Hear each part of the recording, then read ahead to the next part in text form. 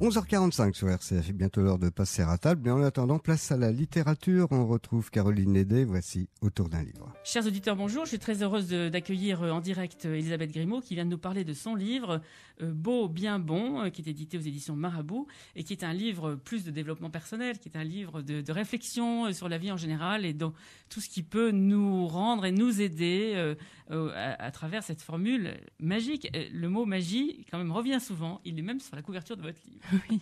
Bonjour Caroline, merci. Oui. Alors, expliquez-nous un petit peu comment vous en êtes venue à cette démarche.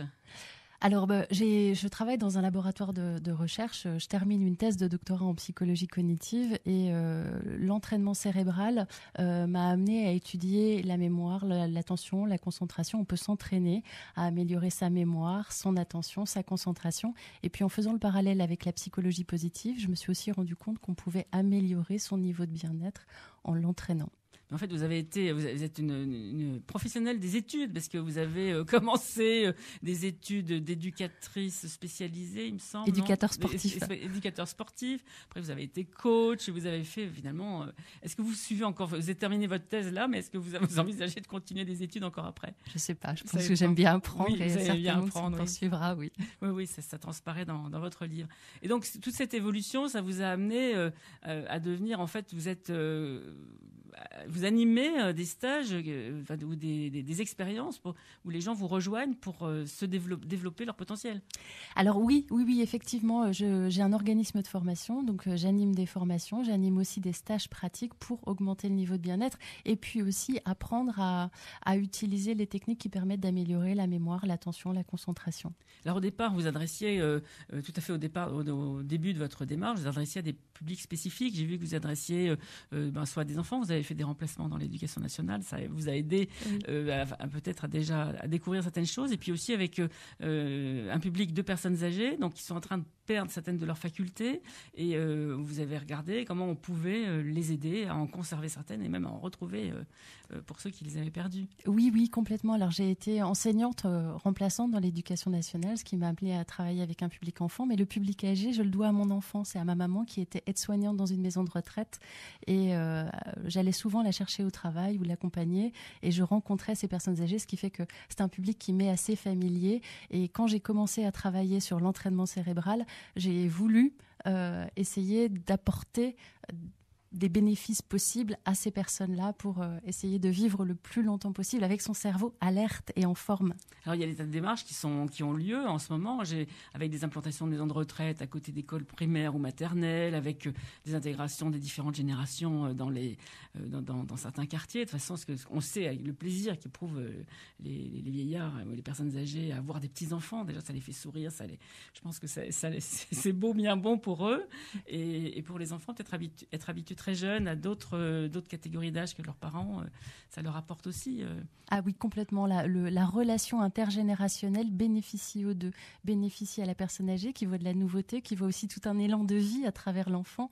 Et puis, du côté de l'enfant, eh bien aussi, il apprend de l'expérience de la personne âgée qui va lui montrer tout un tas de choses.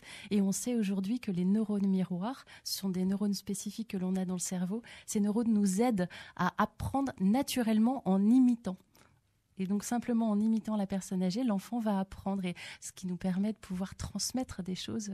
Alors ça, c'est possible dans le réseau familial, enfin dans la cellule familiale, parce que il y a du temps qui peut être accordé entre les grands-parents ou les arrière-grands-parents et les petits-enfants. Mais effectivement, dans toutes ces recherches sociales qui ont été faites, je me suis toujours posé la question à quel moment il y a des rapports vraiment individuels entre certaines personnes âgées. Il faudrait presque qu'il y ait des parrainages, des adoptions, des activités en commun pour que ce lien se crée. Parce que c'est pas en emmenant les enfants faire une scénette ou un petit spectacle devant les personnes âgées qu'on va créer un lien individuel. C'est vrai que la régularité permet de pouvoir tisser des liens, et ces liens sont bénéfiques. Je vois une affiche là juste en face de moi où il est noté « Parce que la joie nous rassemble ». Effectivement, la joie rassemble. En fait, ça fait activer un neurotransmetteur du cerveau qui s'appelle l'ocytocine, et cette ocytocine apporte du bien-être. Alors, donc, ces neurotransmetteurs et ces hormones, vous les résumez dans dans un acronyme qui s'appelle DOSE, oui. dans lequel vous expliquez à quel point justement rechercher ces activités de beau, bien bon, ça peut activer ces substances qui sont indispensables à notre bien-être, à notre survie déjà pour commencer. Oui, c'est ça. Dans la dose, il y a la dopamine, l'ocytocine, la sérotonine et l'endorphine, et ce sont des neurotransmetteurs que l'on peut activer à petite dose, hein, évidemment. C'est beaucoup plus complexe que ça, bien mais sûr, on peut activer soi-même par des non-comportements, simplement nos comportements, très simplement. On reviendra dans peut-être un peu plus de détails. Juste après une courte pause, on reviendra sur ces fameux éléments qui forment la dose. Avec plaisir. La joie se partage sur RCF. Oui, je suis toujours avec Elisabeth Grimaud qui nous parle de son livre « Beau, bien, bon, la formule magique pour sourire à la vie ». Et nous parlions des fameux composants de la dose qui sont donc ces éléments ne sont pas tous des hormones, hein, des neurotransmetteurs. Si, ce sont des hormones. Oui, alors c'est plutôt on va pas des rentrer neurotransmetteurs. dans le domaine oui. des neurosciences, mais vous avez fait appel sérieusement à elle pour arriver à ces conclusions et pour nous montrer à quel point cette démarche. Alors, vous aidez le lecteur parce que vous lui proposez en cours de lecture des évaluations, des auto-évaluations dans plusieurs domaines pour essayer de savoir dans quel domaine on a des forces. Et en fait, on revient quand même à connais-toi toi-même.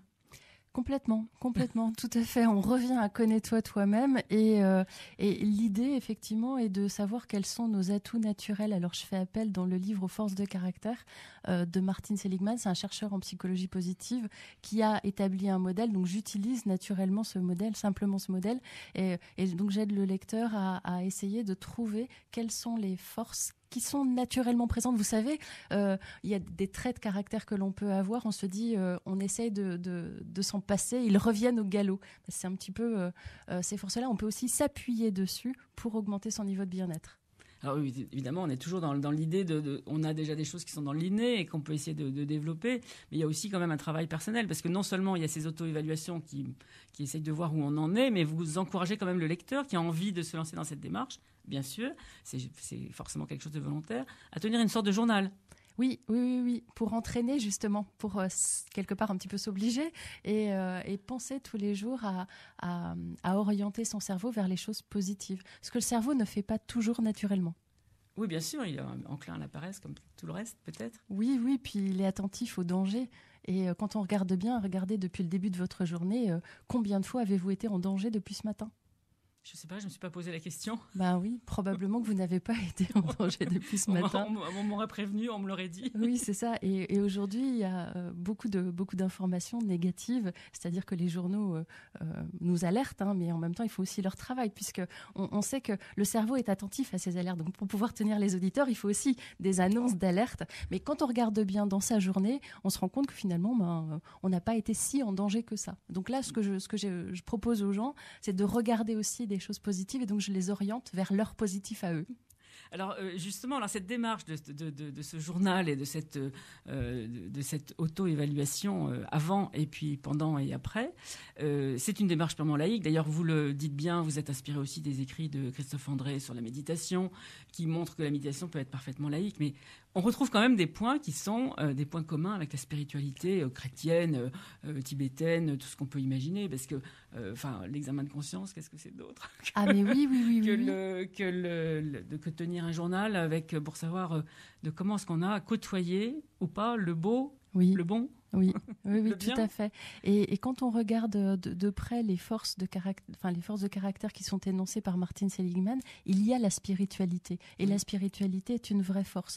Moi, je la classe dans le beau, c'est-à-dire qu'elle nous élève, elle nous dope, elle nous donne de l'énergie pour avancer et aussi pour sortir de situations difficiles. Parce que c'est ça aussi, l'idée est d'aider les gens à sortir de situations difficiles, parce que tout le monde y est confronté, hein. Oui, bien sûr. C'est surtout dans le bon qu'on voit les points communs avec ce dont je vous parlais juste antérieurement, parce qu'effectivement, la bonté, c'est quelque chose qui devient tellement difficile et qui est surtout pas toujours valorisé.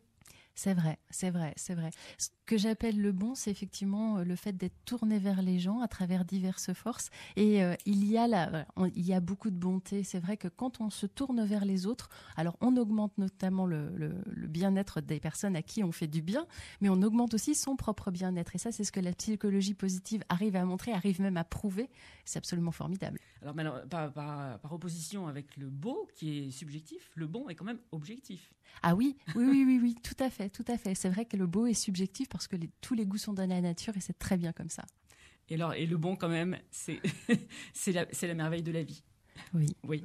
Je vous remercie beaucoup de tout ce que vous nous avez dit sur ce livre. Beau, bien, bon, un sourire pour sourire à la vie, d'Elisabeth Grimaud. C'est chez Marabout